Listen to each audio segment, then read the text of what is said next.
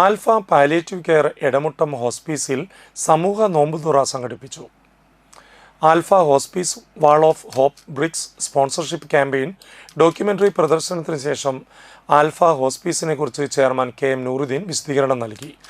Ashis care ഹോമിലെ കുടുംബാംഗങ്ങൾക്കൊപ്പം നടത്തിയ നോമ്പുതുറയിൽ Alpha founder director doctor KK Mohandas, Manappuram Finance director Sushama Nandakumar, Manappuram Foundation CEO George D. Das, Dileep Kumar Nasar, പള്ളിയിൽ ശ്രീകുമാർ തുടങ്ങിയവർ സംസാരിച്ചു. കഴിയുമെന്ന് വിചാരിച്ചതല്ല. പക്ഷെ ഇന്ന് 9 ജില്ലകളിലായി 14 ജില്ലകളിൽ 9 ജില്ലകളിലായി ഒരു സമയത്ത് കഴിഞ്ഞ ഡിസംബർ 31 സ്ഥിരീകരണ കണക്കനുസരിച്ച് അന്നത്തെ ദിവസം 13,176 ആളുകൾ നമ്മുടെ പരിചയത്തിൽ അന്നത്തെ ദിവസം ഉണ്ടായിരുന്നു. പിറ്റേ ദിവസം സ്ഥിതി മാറും. ചില ആളുകൾ മരിച്ചു പോകും, ചില ആളുകൾ പുതിയ രജിസ്ട്രേഷൻ വരും. ഇത് ലോക റെക്കോർഡാക്കാൻ സാധിച്ചത് അന്ന് തുടങ്ങി വെച്ച ഈ പദ്ധതി കൊണ്ടാണ്.